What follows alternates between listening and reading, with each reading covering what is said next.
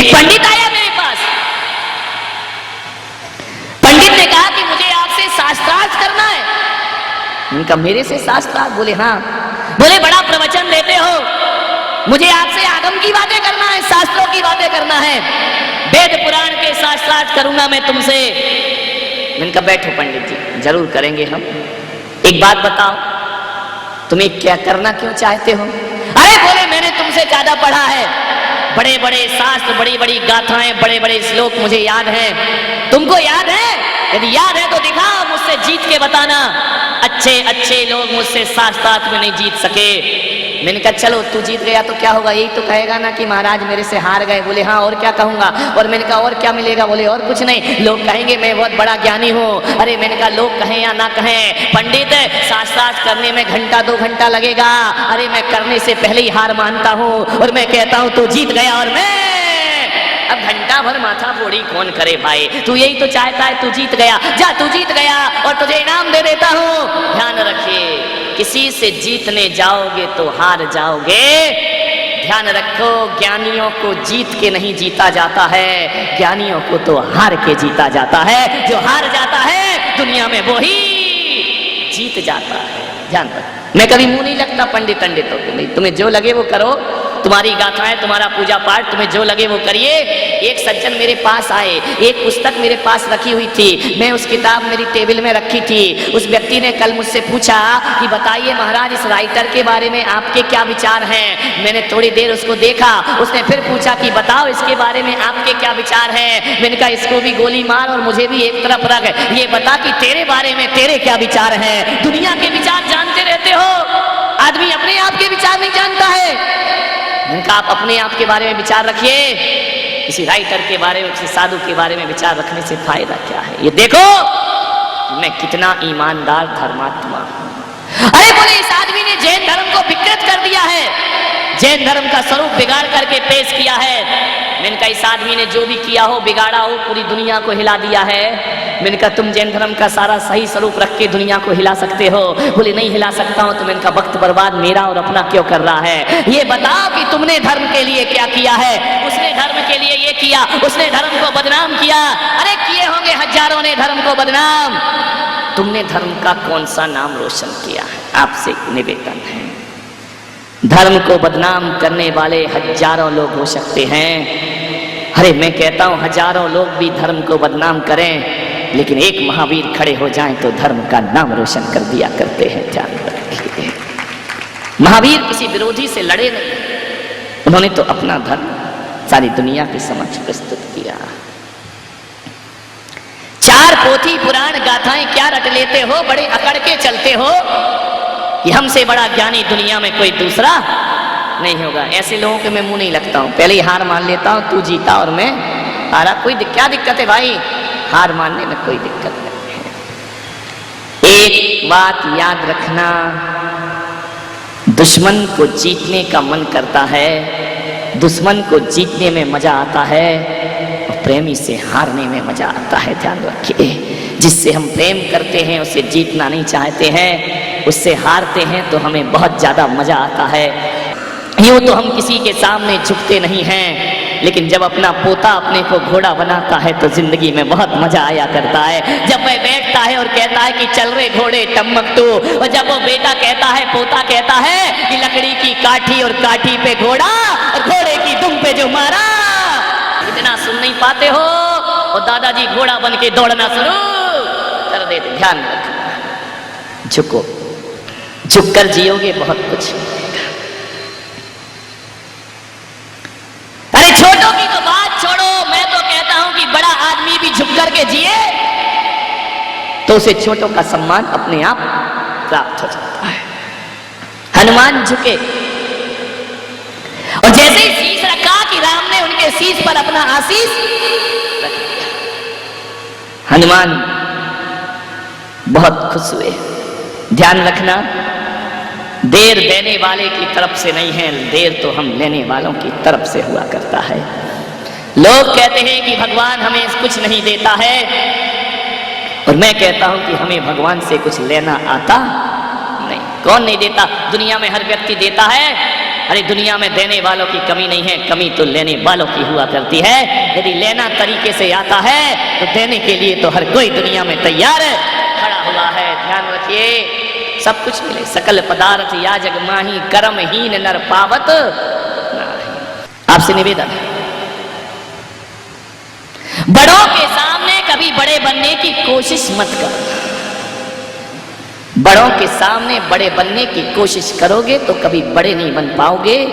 और मैं तो कहता हूं कि बड़ों के सामने छोटा बनने की कोशिश करो तो बड़ों का आशीर्वाद मिलेगा और छोटों का प्यार तुम्हें अपने यहाँ प्राप्त हो जाएगा। छोटे बनने की कोशिश करो, जितने छोटे बनोगे जीवन में उतना ऊपर छोटे बन।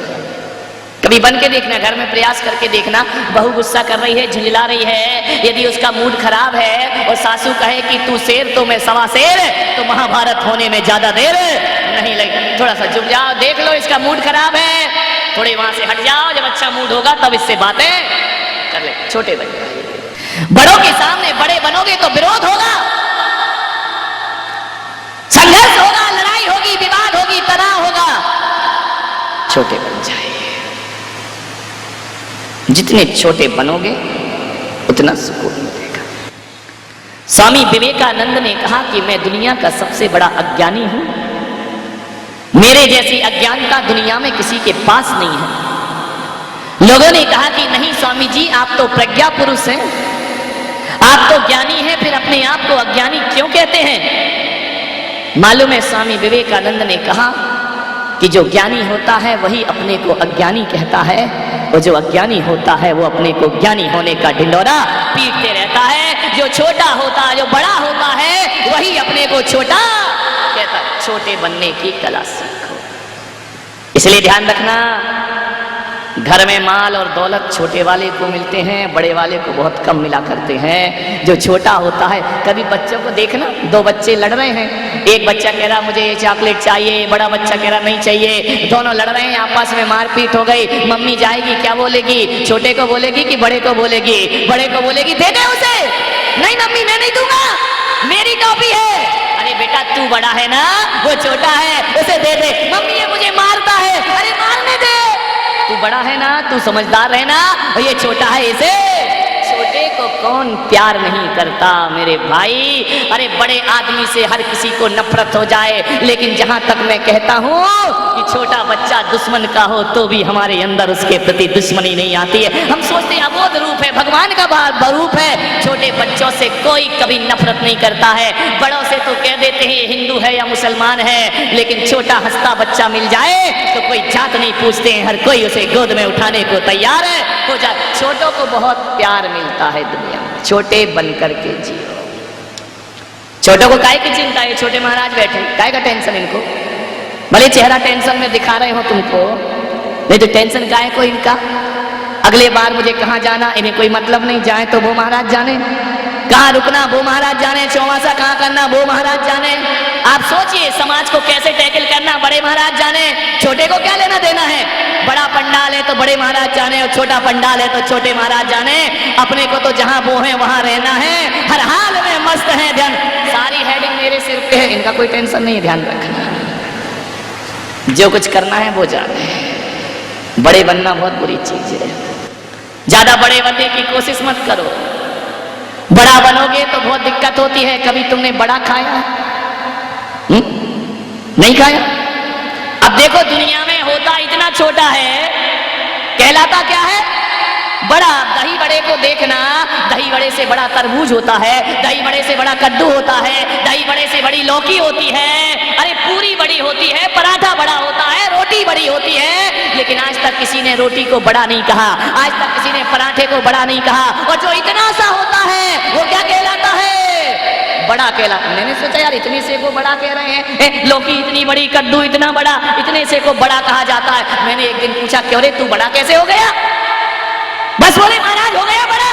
मैंने कहा इतना तो छोटा है, जरा अपनी आईने में जाके शकल देख, देखने में कितना छोटा है, बड़ा कहलाता है। अब चौके में आते बोले एक जग पानी लेकर के आओ। अब 2 लोटा पानी तो उसमें आता नहीं है, नाम रख दिया जग। अब जग में तो पूरी संसार की नदियां आ जाएंगी। कितना पानी पिया? बोले एक जग पानी पिया। वाह रे तुम्हारी समझ में नहीं आता, तुम लोग बोलते क्या हो और होता क्या? इतना सा का है उसको बड़ा कहते। मैंने कहा क्यों रे बड़े, तुझे बड़ा क्यों कहा जाता है, तू छोटा क्यों नहीं कहलाता है? बोले महाराज ये बड़ा बनने के लिए मैंने देखा, कद्दू बड़ा बना तो उसे किसी ने बड़ा नहीं कहा, तरबूज बड़ा बना तो उसे किसी ने बड़ा नहीं कहा, और मैं जितना छोटा हुआ दुनिया ने मुझे उतना बड़ा कहना प्रारंभ कर दिया। इसलिए आपसे कहता हूं जितने छोटे बनोगे उतने बड़े। मैंने कहा यार तू छोटा कैसे बना? अरे बोले महाराज ऐसे ही दुनिया मुझे बड़ा नहीं कहती है, मेरे साथ बड़ी दुर्दशा की गई। मैंने कहा क्या किया गया? बोले वो दाल थी ना उसको रात भर पानी में भुलाया गया। अच्छा बोले बड़ी सिकड़ी सिकड़ी थी, पानी में डाला था बड़ी फूल गई अहंकार में, इतनी मोटी हो गई। अब जैसे ही मोटी हुई अब जो ज्यादा अकड़ेगा तो उसकी तो पिटाई होगी होगी।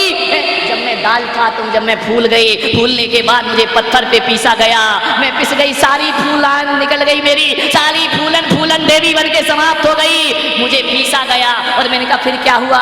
बोले पीसने के बाद फिर क्या, एक महिला ने उठाया, गोल गोल बनाया, एक गीला कपड़ा लिया, उसमें मुझे रखा, फिर मेरे पेट में उंगली डाल के छेद किया गया। कौन बोला महाराज तुमको कहां से मालूम? मैं भले नहीं बनाता हूं लेकिन मालूम सब है मुझे सब मालूम तुम्हारे घर में क्या होता है। ध्यान रखिए शादी भले ना की हो लेकिन तुम्हारी बर्बादी तो मैंने जरूर देखी है कि शादी के बाद जीवन कैसा हो जाए। उसको गोल गोल किया, गोल गोल करने के बाद गीला कपड़ा हटाया, फिर खोलते कड़ाहे के तेल में उसे डाला जाता है, डालने के बाद फिर उल्टा जाता है, पलटा जाता है, गुलाबी कलर का हो जाता। कौन बोला महाराज तुमको खाना बनाना बहुत अच्छा आता है? ध्यान रखना मुझे सब कुछ आता है लेकिन बनाऊंगा नहीं, ध्यान रखना तुमसे ही बनवाऊंगा।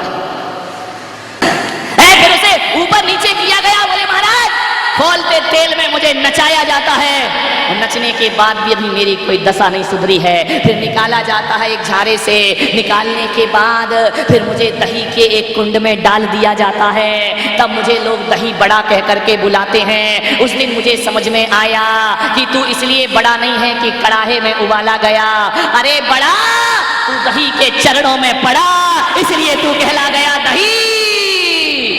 ध्यान रखना बड़ा बनना है तो चरणों में गिरो, अपने आप बड़े बन जाओगे। ध्यान रखना बड़ा बन के कोई बड़ा नहीं होता, ये बड़ा दही के चरणों में पड़ा इसीलिए कहलाया दही बड़ा। ध्यान रखना बड़ा बनना हर कोई चाहता है, बड़े बन के कभी बड़े ना बन पाओगे, छोटे बनो दुनिया तुम्हें बड़ा कह करके पुकारने लगेगी। ध्यान रखिए चरण छूने की कला सीखो। आजकल कोई अपने बुजुर्गों के पैर ही नहीं छूता है। रोज सुबह उठकर अपने बुजुर्गों के पैर छुआ करो, उनके चरणों को प्रणाम किया करो। प्रातः काल उठई रघुराई, माता पिता गुरु शीस नवाई। माता पिता और गुरु के चरण छुआ। गुरुओं के चरण छूना आसान है लेकिन माँ बाप के चरण छूना कठिन काम है।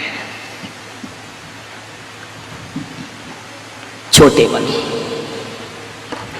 छोटे बनना ही बड़े बनने की एक कला है, और जितने छोटे बनोगे जितने झुकोगे उतनी कृपा मिलेगी। एक बात ध्यान रखना, अभागा वो नहीं है जिसके माँ बाप नहीं है, अभागा वो नहीं है जिस पर माँ बाप का साया नहीं है, और अभागा वो भी नहीं जिसके पास धन दौलत या माया नहीं है। अभागा तो वो है जिस पर गुरु की छत्र छाया नहीं है। ध्यान रखिए ऐसा शीश बनाओ कि कोई गुरु अपना आशीष तुम्हारे सिर पर रख दे। अरे जो शीश संत चरणों में ना झुका, प्रभु चरणों में ना झुका, वो शीश शीश नहीं होता, वह तो वह तुमड़ा और सूखा हुआ कद्दू और सूखी हुई लौकी होता है, तुमड़ा बन करके पड़ा रहता है। ध्यान रखिए प्रभु की कृपा के पात्र, भगवान की कृपा बिरलों को मिला करती है, गुरुओं की कृपा बिरलों को मिला करती है, ये सबके बस की बात नहीं है। ध्यान रखना अरे पुण्य में ना हो हिम्मत तो संतों की संगत नहीं मिलती, पुण्य में ना हो हिम्मत तो संतों की संगत नहीं मिलती, और किसी को भीख में इतनी बड़ी दौलत नहीं मिलती, किसी को भीख में इतनी बड़ी दौलत भीख में नहीं मिलती है। रुपए पैसे भीख में मिल जाएंगे लेकिन संतों की कृपा कभी भीख में नहीं, पुण्य की हिम्मत चाहिए। हनुमान चरणों में झुक गए, वो सर नहीं जो प्रभु चरणों में ना झुका हो, वो आंखें आंखें नहीं जिसमें परमात्मा की सूरत ना हो, और वो मन मन नहीं जिसमें भगवान की मूरत ना हो। ध्यान रखिए, हर कोई जाके भगवान से मांगता है, गुरुओं से मांगता है। अरे अपने जीवन में इतना समर्पण रखो कि भगवान खुद पूछे कि बोल तुझे क्या चाहिए, और गुरु खुद पूछे कि बोल तुझे क्या चाहिए। खुद ही को कर बुलंद इतना कि हर तकदीर लिखने से पहले खुदा बंदे से खुद पूछे बता तेरी रजा क्या है। ध्यान रखिए, तुम क्यों मांगते हो? भगवान कहें कि बोल तुझे क्या चाहिए। तुम मांगोगे तो भिखारी कहलाओगे, और संत कहेंगे क्या चाहिए तो भक्त बन करके खड़े हो जाओगे। राम के चरणों में हनुमान झुके। राम ने कहा कि हनुमान यशस्वी भव। हनुमान ने कहा कि प्रभु आपकी ही कृपा है। राम ने कहा कि हनुमान आज तुम्हें कुछ देने का मन कर रहा है, लेने का मन तो तुम्हारा रोज ही करता है। किस्मत मानो कि उस दिन जिस दिन तुम्हें भगवान को देने का मन करे। हनुमान ऐसा लगता है कि आज मैं तुझे कुछ दे दूं। तेरी भक्ति तेरा समर्पण दुनिया में सबसे ज्यादा है। तूने हमारा उन दुख में उस संकट में साथ दिया है, जब हमारा कोई नहीं था जंगल में तब तुम हमारे साथी बन करके आए। और हनुमान तुम्हारे जैसा भक्त ना मिलता। तो राम में इतनी ताकत नहीं थी कि रावण के घर से सीता को वापिस ले आते। तुमने मेरा बुरे दिनों में बहुत साथ दिया है, और आपसे भी मैं निवेदन करता हूं कि जो आदमी बुरे दिनों में साथ दे, ध्यान रखना मरते दम तक उस आदमी को कभी भुलाना नहीं। अरे भगवान का नाम लेना भूल जाना, लेकिन जिसने एहसान किया है उसे जिंदगी में कभी भूलने की कोशिश मत करना। अरे जीवन में मत भुलाना। दो बात बड़ी महत्वपूर्ण तुम्हें बता रहा हूं। तुम पर किसी ने उपकार किया है तो जिंदगी भर मत भूलना, और तुमने किसी पर उपकार किया है उसे तुरंत भूल जाना चाहिए, उसे जीवन भर याद नहीं रखना चाहिए। लेकिन आदमी के साथ उल्टा होता है, वह जिस पर उपकार करता है उसे जिंदगी भर याद रखता है, और जो उस पर उपकार करता है उसे आदमी भूल। मुल्ला नसरुद्दीन था, ऑफिस से चला आ रहा था। कुछ बच्चे नदी में तालाब में नहा रहे थे। बच्चों ने कहा ओ मुल्ला अंकल, बोले आओ नदी में नहा लो। मुल्ला को तैरना वैरना तो आता नहीं था, लेकिन बच्चों के सामने तो बड़ी बेइज्जती, कैसे कहे कि मुझे तैरना नहीं आता है। अरे बच्चों ने कहा आओ अंकल आओ नहा लो, डुबकी लगा लो। मुल्ला ने कहा नहीं नहीं मुझे नहीं नहाना। अरे बोले नहा लो, ऐसा लगता है कि तुमको तैरना नहीं आता। अरे बोले किसने कहा तैरना नहीं आता है? अकड़ खड़ी हो गई आकर के सामने। अरे बोले आता है तो आ जाओ, लगा लो डुबकी, नहाने का मजा ले लो। ठंडे ठंडे पानी से नहाना चाहिए, और गाना आए या ना आए गाना। अरे मुल्ला ने कहा बात तो सही है, तैरना आए या ना आए तैरना चाहिए। अब मुल्ला बच्चों की बातों में लग गया। कभी जिंदगी में बच्चों की बातों में मत लगना। मुल्ला ने आओ देखा ना था, और छपाक से कूद गया पानी में। जैसे ही कूदा तो डुबक डुबक डुबक डुबक डूबने लगा। अब बच्चे तो बच्चे थे, ताली बजाई, मुल्ला को तैरना नहीं आता, मुल्ला डूब रहा। अब बच्चों को कौन समझाए कि ये मर जाएगा, इसे निकालो। मुल्ला के तो पानी भर गया, नाक में पानी, मुंह में पानी, छलांग मारने लगा। अरे कोई बचाओ। इतने में देखा कि वहां से रामलाल आ रहा था। रामलाल ने कहा अरे बच्चों मार डालोगे उसे। अरे बोले रामलाल अंकल मुल्ला को तैर। अरे बोले भाग में गया तैरना, ये मर जाएगा। रामलाल छलांग लगाई, मुल्ला के बाल पकड़े और घसीट कर लाया घाट पर। बोले क्यों रे कमबख्त, जब तैरना नहीं आता तो क्यों मर रहा था तू वहां? मैं नहीं होता तो तेरी जान निकल। पानी आनी निकाला, मुंह से नाक से पानी निकाला। थोड़ी देर बाद मुल्ला को होश आया, सांस चली। मुल्ला ने कहा मैं कहाँ हूँ? बेटा बोल तू वहां पहुंच जाता, ये दुनिया दिखाई नहीं देती। शुक्र मान मेरा कि मैंने तुझे बाहर निकाल लिया। बोले तुमने निकाला? बोले हाँ। बोले आज जब तुझे तैरना नहीं आता है तो काय को मरा जा रहा था, छलांग लगा रहा था। अरे बच्चों की बातों में लग गया, जिंदगी से हाथ धो बैठता। मुल्ला ने कहा किसे तैरना नहीं आता, मुझे तो आता है। आदमी मर रहा है लेकिन अकड़ नहीं जा रही है आदमी की, इतना अकड़। अरे बोले किसने कहा कि मुझे तैरना नहीं आता? अरे बोले मैंने बाल पकड़ के निकाला है, मर जाता तो। अरे बोले तूने काय को निकाला है? मेरे तो तैरने की स्टाइल यही है। आदमी को कोई सुधार नहीं सकता है। बच्चों ने कहा नहीं अंकल तुम डूब रहे थे, मर जाते, तुमको तैरना नहीं आता है। मुल्ला अकेले में ले गया रामलाल को। बोले रामलाल तेरा उपकार तो बहुत है, वो तो बच्चों के सामने मैंने कह दिया, हकीकत में मुझे तैरना वैरना कुछ नहीं आता है। तो बोले ऐसी बातों में मत लगा कर। बोले तुम्हारा बड़ा एहसान है, मैं मानूंगा, कभी तुम्हारा एहसान नहीं भूलूंगा, तुमने मुझे जिंदगी बख्शी है। रामलाल ने कहा ध्यान रख, जिंदगी में कभी भूलना मत कि मैंने तुझे पानी में से निकाला, जिंदगी भर एहसान मानना। मुल्ला ने कहा हाँ रामलाल भैया, पैर पड़े उसके कि तूने मुझे बचाया है। अब एक दिन मुल्ला बाजार से जा रहा था दोस्तों के साथ, रास्ते में रामलाल मिल गया। रामलाल ने कहा ओ मुल्ला, अरे बोले बोलो रामलाल जी। बोले मालूम है बच्चू, मर गया होता उस दिन मैं नहीं बचाता तो। अरे मुल्ला ने कहा हाँ रामलाल भाई तुमने मुझे बताया, बहुत बहुत एहसान है तुम्हारा। बोले बेटा भूलना मत कभी जिंदगी में। मुल्ला ने कहा नहीं नहीं कैसे भूल सकता हूँ, हर चीज भूल सकता हूँ, तुम्हारा उपकार जिंदगी में नहीं भूलूंगा। आगे बढ़े, एक दो दिन बाद मुल्ला जा रहा था कॉलेज में, लड़कियां भी साथ थी, रामलाल मिल गया। मुल्ला ने कहा कम वक्त फिर मिल गया, अभी फिर मुझे याद दिलाएगा। अरे बचाया तो बचाया, रोज रोज क्यों बोलता है हर जगह। उसने कहा ओ मुल्ला। मुल्ला ने कॉपी में से छिपाया। अरे बोले छिपा मत बेटा।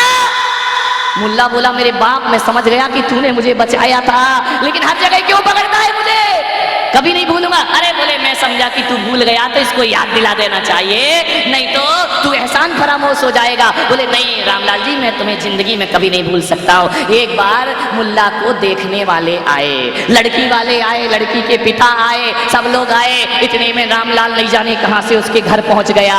जैसे ही पहुंचा, और मुल्ला क्या हो रहा। अरे मुल्ला ने कहा चुप, ये बैठे हैं लड़की वाले, चुप रहा तू बोलना मत। अरे बोले सुन ले बेटा उस दिन बोले मेरे बाप मर गया होता तो मर गया होता।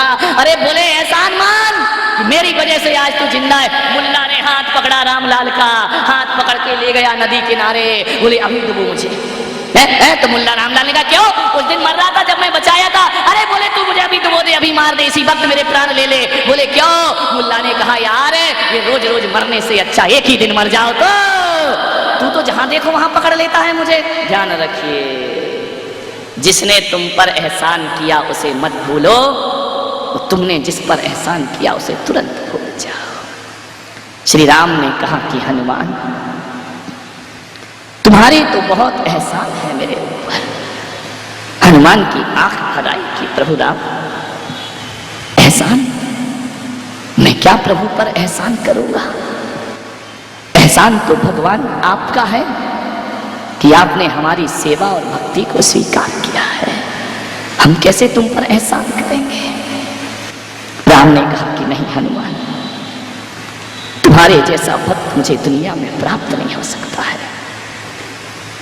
आंधियों में दीप जलाना सबके बस की बात नहीं है, और बुरे समय में साथ निभाना सबके बस की बात नहीं है। हनुमान ने कहा कि भगवान शर्मिंदा मत करो मुझे, मैंने आप पर कोई एहसान नहीं किया है।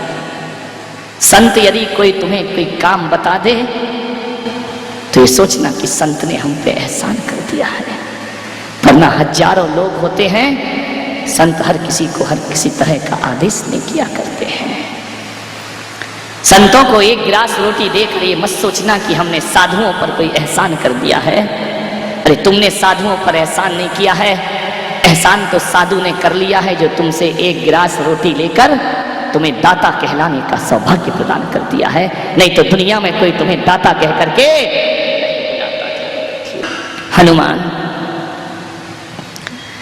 वैसे तो मैं तुम्हें क्या दे सकता हूं, जितना एहसान तुमने मेरे ऊपर किया है, हजारों जन्म भी हनुमान मैं तुम्हारे ऋण से कभी मुक्त नहीं हो सकता हूं। जंगल में जितना साथ तुमने मेरा दिया, लंका दूर थी, समुद्र में बांध बांध दिया तुमने, ये तुम्हारे अलावा कोई नहीं कर सकता। हनुमान लक्ष्मण को शक्ति लगी, राज लक्ष्मण के तन में जो सांस है वह तुम्हारे कारण है।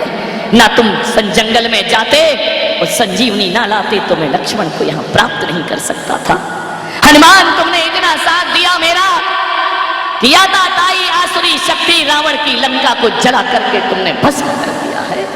हनुमान मैं जानता हूं कि तुम्हें किसी चीज की जरूरत नहीं है, मैं जानता हूं तुम विरक्त हो, तुम सन्यासी का जीवन जीते हो, मैं तुम्हें क्या दे सकता हूं हनुमान। अरे तुम्हारे अनंत उपकार हैं, लेकिन अपने लिए नहीं, राम के लिए मुझसे कुछ मांग लो हनुमान, मैं तुम्हें आज कुछ देना चाहता हूं। मैं तुम्हारे ऋण से कभी मुक्त तो नहीं हो पाऊंगा, लेकिन इतना जरूर है कि तुम कुछ मांग लोगे तो मेरे मन में एक संतोष होगा कि मेरे हनुमान ने मुझसे कुछ तो मांगा। हनुमान ने कहा, नहीं प्रभु, मुझे कुछ नहीं चाहिए। मैं भी आपसे कहता हूं कि यदि मांगने का मौका मिले तो मांग मत बैठना। तुम्हें तो मांगने नहीं आता है, तुम तो फौरन तैयार बैठे हो। यदि मैं धोखे से कह दूं कि 1 बजे से 3 बजे तक कुछ मैं बांटूंगा, तो बारात में जा रहे होगे तो घोड़ी छोड़ के आ जाओगे कि महाराज क्या बांट रहे हैं, चलो चल करके ले लेते हैं। अरे जब कोई बड़े लोग कुछ कहें कि मांगो तो कहना, नहीं प्रभु नहीं चाहिए। क्या चाहिए मुझे? कुछ नहीं चाहिए। बहुत कम होते हैं ऐसे भक्त जो कहते हैं कि हमको आपसे कुछ नहीं चाहिए। हे प्रभु, मुझे आपसे कुछ भी नहीं चाहिए। राम ने कहा, हनुमान कुछ तो मांग लो। तुम मत मांग बैठना, तुम्हें तो मांगना भी नहीं आता है। मांगोगे भी तो क्या मांगोगे तुम? बोलो आज महावीर स्वामी प्रकट हो जाएं कि मांगो, क्या मांगोगे? सोचो, यही मिट्टी के ठीकरे, यही हीरे मोती सोने जवाहरात, यही ईंट पत्थर का मकान, यही औलाद, यही बच्चे, यही बीबी। अरे धत्तरे की दिल्ली वालों, तुम्हें तो मांगना भी नहीं आया करता है। इसलिए मांगने की भूल कभी कर मत बैठना। कभी कभी ऐसा होता है कि मांगने से हम घाटे में चले जाते हैं। आज भगवान की पूजा की और हो सकता है उस पूजा का लाभ 10 लाख रुपए है और तुमने तो 10 लाख का सोचा भी नहीं। तुमने कहा 1 लाख की इनकम हो जाए। अब बताइए, मांग के तुमने 99 लाख का घाटा कर लिया है। ध्यान रखना। अरे कोई कुछ दे तो मुंह से कभी नहीं मांगना। अरे मांगने से तो मरना अच्छा हुआ करता है, लेकिन के मांग करके जीवन गुजारना अच्छा। कभी हाथ मत फैलाना, चाहे वो भगवान का दरबार क्यों ना हो। अरे धन चाहिए तो धनवान से मांगो, रूप चाहिए तो रूपवान से मांगो, ज्ञान चाहिए तो ज्ञानवान से मांगो, शक्ति चाहिए तो पहलवान से मांगो, और भगवान चाहिए तो भगवान से मांगो। ध्यान रखिए, जिसके पास जो होता है वो वही तो दे सकता है ना। राम ने कहा, हनुमान जो तुम्हारी इच्छा मांगो। हनुमान ने कहा कि नहीं प्रभु, मुझे कुछ नहीं चाहिए, चरणों का सेवक रहने दे मुझको अपनी चरणों की धूल बनकर, रहने दे मुझको अपनी चरणों की धूल बनकर, आएगा वक्त वो महकूंगा फूल बनकर, वो पुण्य कहाँ से लाऊं, तेरा भक्ति जो बना दे। प्रभु कुछ नहीं चाहिए, क्या लेना, क्या मिट्टी के ठीकरे मांगना। हजारों बार कमाए जोड़े छूट गए, हजारों बार शरीर मिला छूट गया। कितने शरीर बदले हैं, कितने कफन ओढ़े हैं तुमने। ध्यान रखिए, कितने कफन बदलते गया राग द्वेष में, कितने जन्म गवा चुका ममता की चाह में। अब तो दफन हो कामना वरदान मिले, आया हूँ तेरे दर पे प्रभु ध्यान के लिए, कर्मों की बेड़ियां कटे वरदान ये मिले। कुछ नहीं चाहिए। राम परेशान हो गए।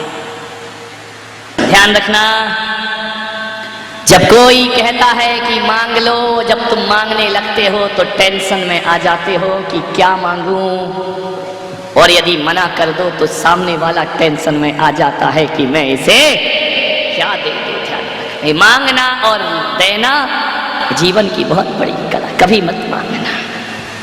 मांग करके छोटे बनते हो, मांग करके घाटे का सौदा करते हो, मांग करके सीमित हो जाते हो, मांग करके क्षुद्र हो जाया करते हो। एक पढ़ा था मैंने दोहा, देव कहे सो नीच है और नहीं कहे सो नहीं कहे महानीच। ध्यान रख, कोई मांग रहा है तो वह तो नीच हो ही जाता है, और तुमने नहीं कह दिया तो तुम महानीच हो जाते हो। और लेव कहे सो ऊंच है, और नहीं कहे महा ऊंच। ध्यान रखिए, जो कहता है ले लो वह तो ऊंचा होता है, और जो कहता है मुझे नहीं चाहिए वो उससे भी ज्यादा ऊंचा हो जाया करता है। हनुमान ने कहा मुझे कुछ नहीं चाहिए। राम ने कहा प्रभु हनुमान देखो, जिसने मेरा साथ दिया उसे मैंने कुछ ना कुछ दिया। अंगद ने मेरा साथ दिया तो मैंने किष्किंधा का राजा बना दिया। विभीषण ने मेरा साथ दिया तो मैंने लंका का राजा बना दिया। केवट ने मेरा साथ दिया, उसकी दरिद्रता मैंने मिटा दी। तुमने तो बहुत साथ दिया है हनुमान, बोलो तुम्हें मैं क्या दे सकता हूं। सीता ने कहा देखो हनुमान जी, समय हो रहा है, प्रवचन का पूरा जल्दी मांग लो। इनको जाने का समय है, ज्यादा लेट मत करो, मांगना तो पड़ेगा। हनुमान ने कहा कि मां मुझे कुछ नहीं चाहिए। सीता ने कहा कि प्रभु राम की आज्ञा टालते हो।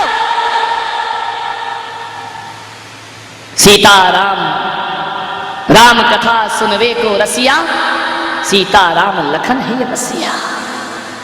जैसे ही मां सीता ने कहा कि प्रभु की आज्ञा का उल्लंघन कर रहे हो हनुमान, तुमने तो आज तक राम की आज्ञा नहीं तोड़ी है, आज आज्ञा का उल्लंघन भगवान दे रहे हैं और तुम मना करते हो। हनुमान ने कहा कि मां यदि आज्ञा की बात है तो हनुमान अपना सिर भी काट के दे देगा।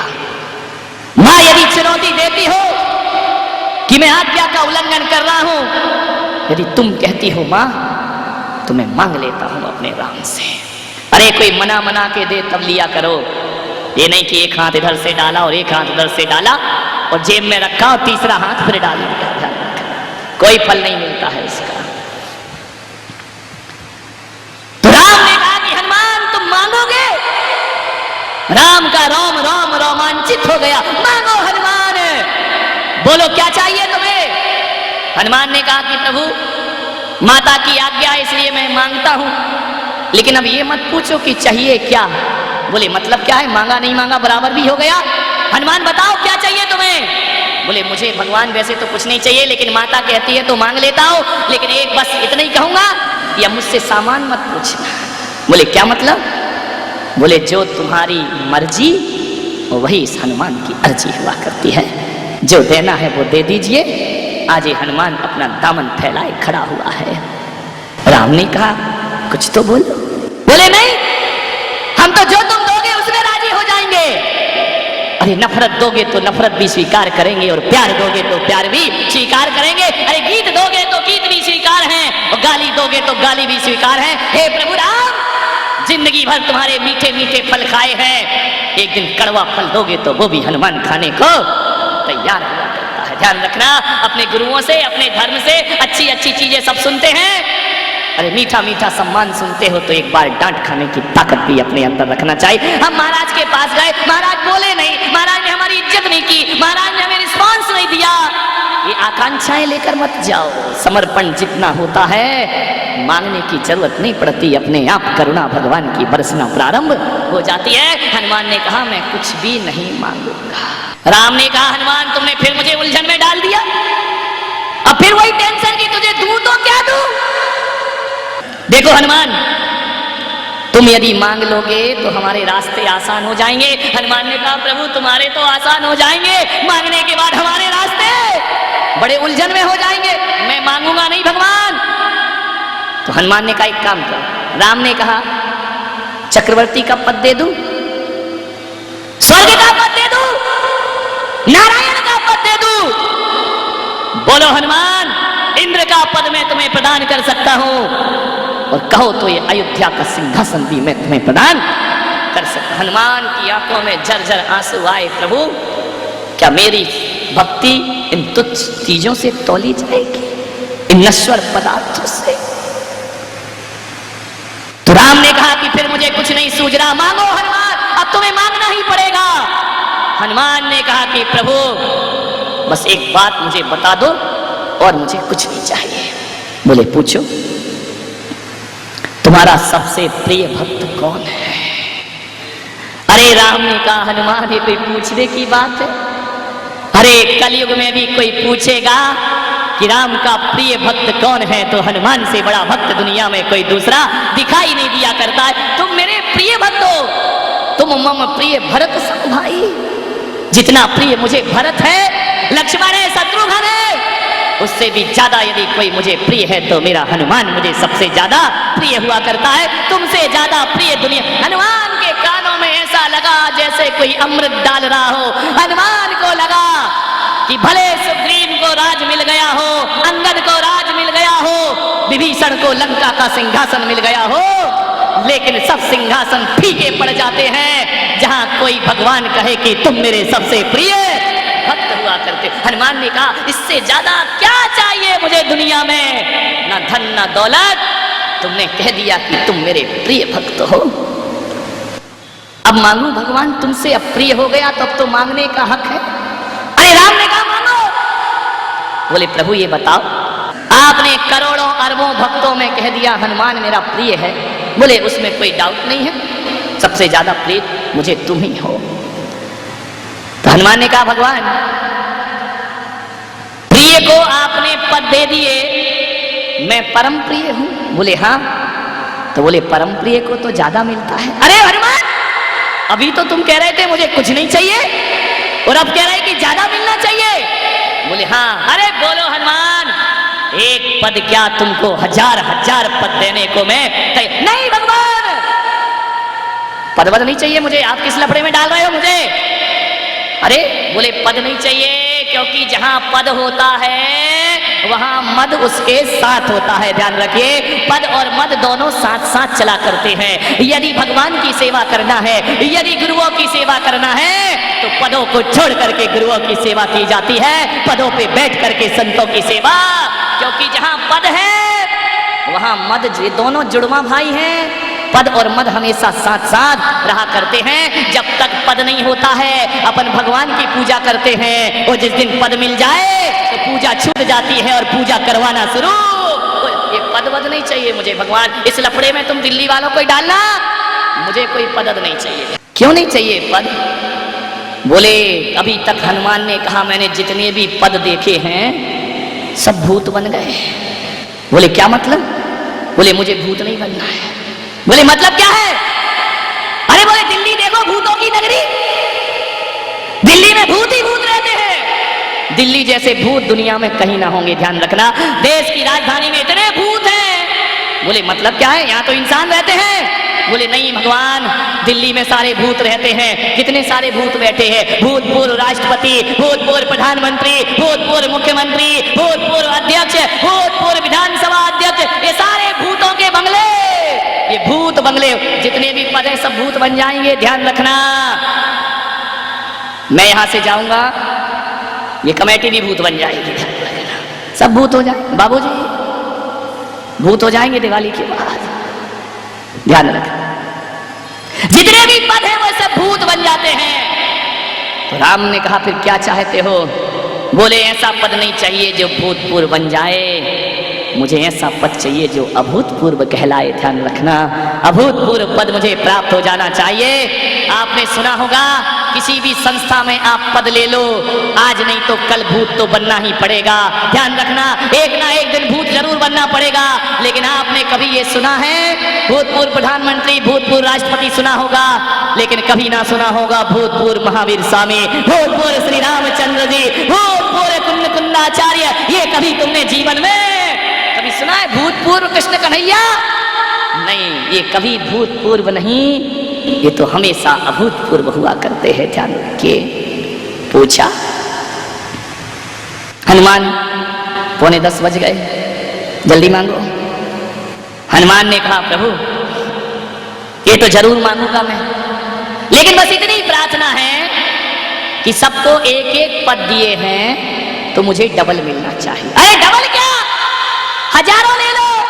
अरे बोले 1000 नहीं लो वरना दिल्ली वाले को क्या पद दूंगा मैं, 1000 पदों की जरूरत नहीं है, 1000 लोगों को भी देखना है, मुझे तो डबल मिलना चाहिए। सबको सिंगल दो, मुझे डबल। श्री राम ने कहा कि हम तुम्हें 2 पद प्रदान करते हैं, मांगो हनुमान क्या मांगते हो? हनुमान ने कहा प्रभु दोगे या नहीं? अरे बोले इतने साल साथ रह के मुझ पर विश्वास नहीं है, हम उस खानदान के हैं कि रघुकुल रीत सदा चले आई, प्राण जाए पर वचन न वचनों के खातिर 14 वर्ष का वनवास काट लिया करते हैं हनुमान। कि हम वचन देते हैं कि जो दे दिया तो दे दिया। हनुमान, जो तुम मांगोगे वही पद मैं तुम्हें प्रदान करूंगा। तो हनुमान ने कहा, मां सीता मांग लूं? सीता ने कहा, मांगो, तुम्हारा हक है हनुमान, मांगो। तो फिर दीजिए प्रभु राम, आपने मुझे वचन दिया है। उठे हनुमान अपनी कुर्सी से और उठ करके राम के पास गए कि राम प्रभु दीजिए, मुझे पद में मांग रहा हूं। राम ने कहा, जल्दी मांगो। हनुमान उठे और उठ करके श्री राम के दोनों पद पकड़ लिए। हे प्रभु, बस मुझे ये 2 पद चाहिए, इसके अलावा जीवन में मुझे और किसी पद की जरूरत। ये 2 पद मिल गए तो दुनिया में इन पद से बड़ा दुनिया में कोई पद।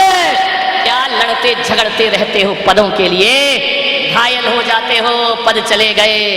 अरे गुरु के 2 पद मिल गए तो इससे बड़ा पद दुनिया में कोई दूसरा नहीं हुआ कर। ध्यान, 2 पद पकड़ लिए हनुमान ने। 2 पद यानी दोनों चरण, इन पर हनुमान का अधिकार हो जाना चाहिए। सीता ने हनुमान का हाथ पकड़ा कि नहीं हनुमान, इन चरणों पर तो सीता का अधिकार है। ये राम तो मुझे दे चुके हैं, ये तुम्हें कैसे देंगे? नहीं प्रभु, ये पद सीता के हैं। राम ने देखा कि अब तो विवाद बढ़ गया। हनुमान कहते हैं कि मुझे दो, और सीता कहती इन चरणों में मेरा अधिकार है। लक्ष्मण ने कहा कि नहीं भैया राम, इन चरणों में ना भाभी का अधिकार है ना हनुमान का अधिकार है। इन चरणों के सेवक लक्ष्मण का इन पर अधिकार हुआ करता है। राम ने कहा 3 हो गए दावेदार, ऐसे तो दिल्ली की प्रॉपर्टी हो गई कि एक आदमी नहीं 4-4 लोग बेच देते हैं, असली का पता ही नहीं चलता किसकी है। यहाँ तो दावे पे दावे ठोके जा रहे हैं। भरत ने कहा कि प्रभु राम, 14 साल मैंने इन पदों की पादुका रखी है सिंहासन पर, इतनी पूजा कोई नहीं कर सकता है, इन पर तो केवल मेरा अधिकार हुआ करता है। शत्रुघ्न ने कहा कि भैया मैंने हमेशा आपके चरणों में निगाह रखी है, ये चरण तो मेरे हैं, ये हनुमान को कैसे दिए जा सकते हैं? श्री राम ने कहा अब फैसला मुझे करना है। सीता तुम मेरी अर्धांगिनी हो, राम लक्ष्मण भरत शत्रुघ्न तुम तीनों भाई जो भाई के प्रति सम्मान रखते हो, इन चरणों की पूजा तो कर सकते हो। सीता तुम इन चरणों का अनुसरण तो कर सकते हो, लेकिन आज राम ने वचन दे दिया है पूजा तुम करो, अनुसरण तुम करो, लेकिन चरणों पर अधिकार ना पत्नी का होता ना भाई का होता। चरणों पर अधिकार तो भक्तों का हुआ करता है, शिष्यों का हुआ करता है। यहाँ रिश्ते और नाते काम नहीं आते हैं। और जाओ हनुमान, मैं तुम्हें वचन देता हूं कि कलयुग में जहां जहां मेरे मंदिर बनेंगे, चरणों में हनुमान दिखाई जरूर दिया करेंगे। ध्यान रखना, आज भी राम मंदिरों में जाओ, राम लक्ष्मण सीता है और हनुमान ना हो, ऐसा कोई मंदिर दुनिया में हुआ नहीं करता है। और कभी गौर करना, हनुमान चरणों में बैठे हैं हाथ जोड़ करके। क्यों बैठे मालूम है?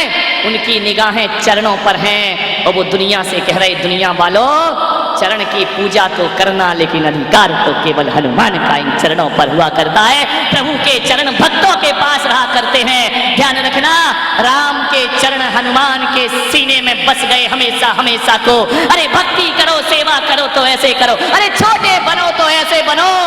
सारी दुनिया में भगवान के मंदिर तो होते हैं, लेकिन हनुमान ऐसी आत्मा है, एक ही है दुनिया में जो भक्तों के भी मंदिर बनते हैं। राम भक्त हनुमान के मंदिर आज भी इस देश में हनुमान जैसा भक्त दुनिया में कोई नहीं हुआ करता है। भगवान के मंदिर होते हैं, लेकिन भक्त का भी मंदिर इस देश में बनता है। ध्यान रखिए, आप विचार करिए, हनुमान आज भी राम के चरणों में बैठे हैं। जो झुकता है वही जीवन में सब कुछ प्राप्त कर लिया करता है। ध्यान रखिए,